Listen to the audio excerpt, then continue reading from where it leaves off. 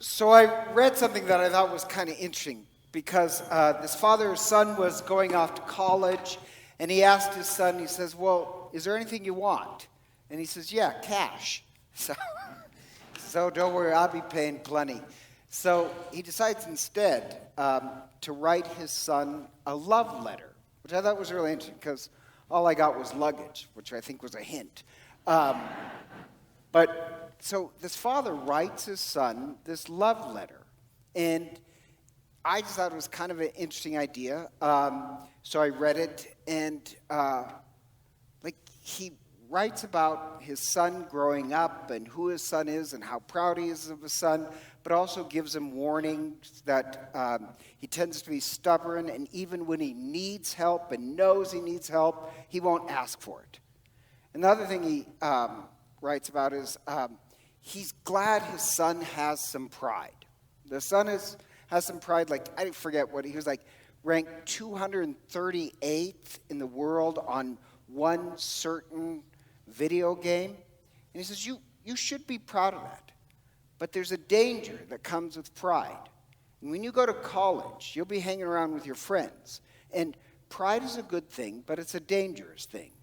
Because pride is based on who I am. And I have to be better than you. With pride, there's always a winner and loser.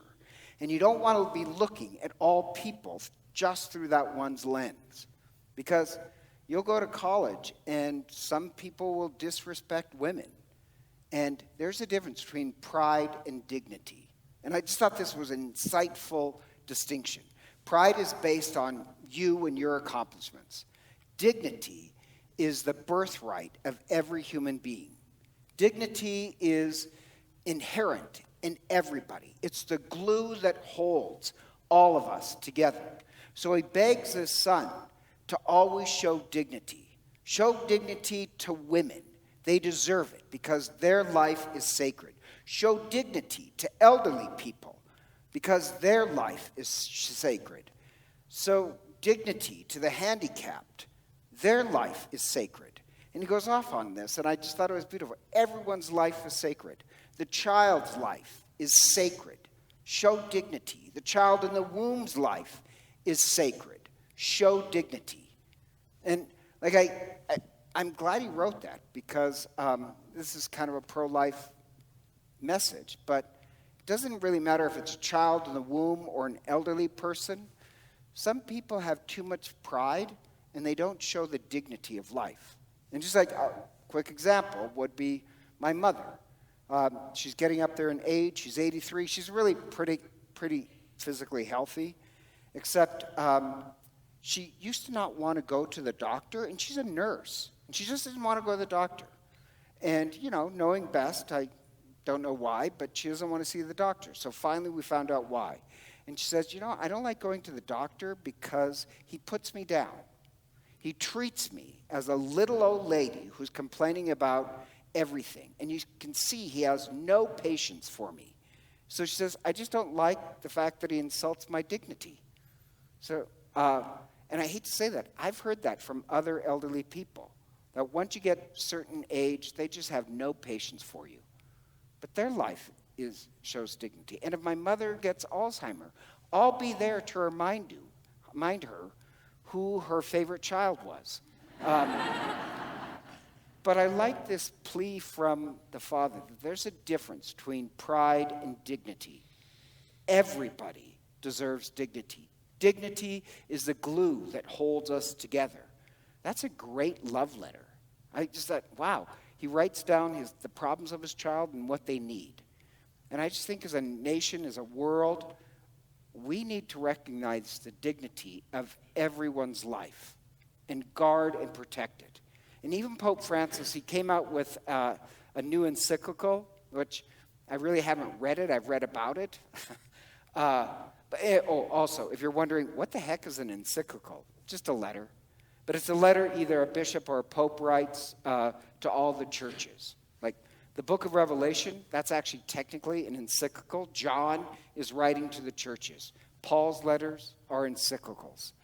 And Pope Francis starts off the letter by saying it's his hope that if we could acknowledge the dignity of every human life, we can move the world closer to universal love. There won't be real love until we can see the dignity of every human life. And I like how he says there's no throwaway people. There's nobody whose life should be thrown away. And he said something I thought was kind of interesting about democracy. You know, if you prize democracy, that everybody should have a right to vote, then if everybody has a right to vote, shouldn't you regard everybody's life as sacred? Everybody's life should have dignity. And I'm so grateful for the letter, because I do think that we need to be concerned that every human life, even the ones whose address is in the womb, is seen as sacred. And you do kind of have that theme going on in the readings, because like the first reading is stunning. I love it. It talks about Cyrus the Great. If you don't know who he is, let me tell you a little history, because history is amazing. Love history. And there's this odd thing. Cyrus the Great in the 6th century BC, so this is 600 years before Christ. Cyrus is born in Persia. And he's the son of the king, but the king wants to maintain his power. So they used to do this, ordered when he was an infant, him to be killed. But the servant couldn't do it. So he actually gave Cyrus to a peasant family who were farmers. And he grew up as a cow herder. And so when the king dies, Cyrus then becomes king. Except the problem is, Persia at this time, it's not really Persia, he's this minor king, but Babylon is the powerhouse. It's the military power that rules everything. And that kingdom was conquered by Babylon. But he is now the king of this one little region. And Persia is this band of bickering tribes, and he unites all the tribes. And then he takes down Babylon, which is unheard of. It was a powerhouse. So from being a child who was supposed to be killed to taking down Babylon. And he does this amazing thing. He sets everyone free. If you remember, Babylon attacked Jerusalem, killed a lot of people, and then hauled them off in chains back to Babylon. The Jews were servants in Babylon. And Cyrus, this nobody, comes to power and frees them, frees everybody. And then he writes this, it's called the Cylinder of Cyrus, where it's, historians say, the first document on human rights, the first document that all people deserve to have rights. And so he frees everybody, even those outside, it's not his people, not his religion. He frees them all. Isn't that just absolutely incredible? From cow herder who is a child who's supposed to die to really freeing all people. Believed everybody's life should have dignity. That's amazing for Cyrus. He wasn't even Jewish. So in the first reading where God says, I am God alone. I sent Cyrus. And here's the real shocking part. So in this first reading, God says, no, I was behind Cyrus. And the Jews, this is the shocking part, call Cyrus a Christ. That's what it says. Not the Christ. The Christ that will set us free from all sin and slavery. But he was a Christ, anointed by the Holy Spirit to set people free. That's an amazing first reading. This pagan sets the world free.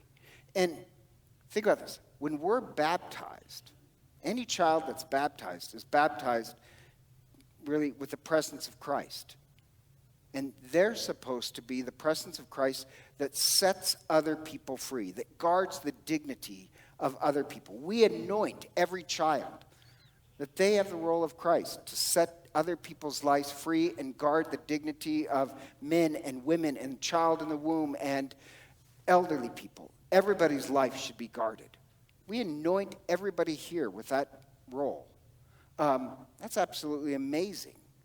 or even the gospel, kind of the same thing, where Jesus, it's Tuesday of Holy Week, so he's just a couple days away from dying, and the Pharisees can't stand him. They want him dead. So they go up and they do the schmoozy trick. Hey, we just love you. We just have a question. And the question is, should you pay your taxes? And the problem with the question is this. They ask him this in the temple. And on the coin that you'd have to pay is Caesar's picture, Tiberius Caesar. And it would have said, Tiberius Caesar, Son of God, Priest Most High, which is actually our title for Christ. But it's a test. Because if he says, yes, you should pay taxes, they're going to turn the people against him. If he says, no, don't pay taxes, then they can get the Romans to kill Jesus. And that's the test. So Jesus says, well, show me one of these coins. And they take out the coin. They're in the temple. And there's a law against graven images. It proclaims Caesar as a god. And it's the Pharisees who have it. So the moment they take that coin out of their pocket, he says, whose image is on the coin? The moment they take the coin out of their pocket, they proved they're not really religious. What they worship is politics and power. They've just dressed it up in a lot of churchy language. What they really bear the image of is politics and power. And so Jesus gives a great line. Pay to Caesar what is Caesar, and to God what is God. And as you know, where's the image of God? On every human being. So we repay back our lives to God because we bear the image of God. But it also has this idea that every human life bears the image of God. We, like Cyrus and like Christ, we're supposed to guard the dignity of all life. And so, you know how I said Cyrus was the first one to write a political statement on the rights of all people? Actually, I don't think it was Cyrus. Historians will say this. The first one who wrote that is actually God. To say created in God's image, humanity was created in God's image, that's a political statement. Because think about before that, you'd have kings who would say, oh no, I'm son of Zeus, and I'm superior than all you people. The Jews were the first ones to say, no, all people were created in the image of God. We're all equal, not some people more than other people. So that's actually the first political statement, that everybody's life has dignity. And this week also, I like this story where this guy told the story of his grandfather, and he said, I want to end up to be like my grandfather. Where he said his grandfather used to grab all of them when they were little kids. There's 3 in the family, and he'd grab all 3 of them, and he would just squeeze them all together and would say, my arms are long enough to love you all. Isn't that a great image?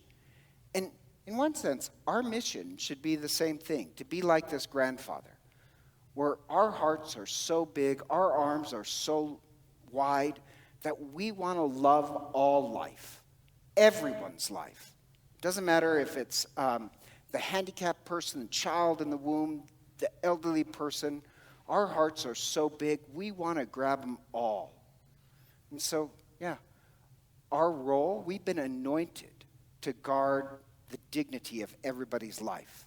And it's not a political statement, really, but be careful of those who dress up, really. Religion is politics. Our role is that we're set upon this earth on this mission of guarding the dignity of everyone's life. That's a love letter that God has written all of us. And so, together, let us stand and profess our faith.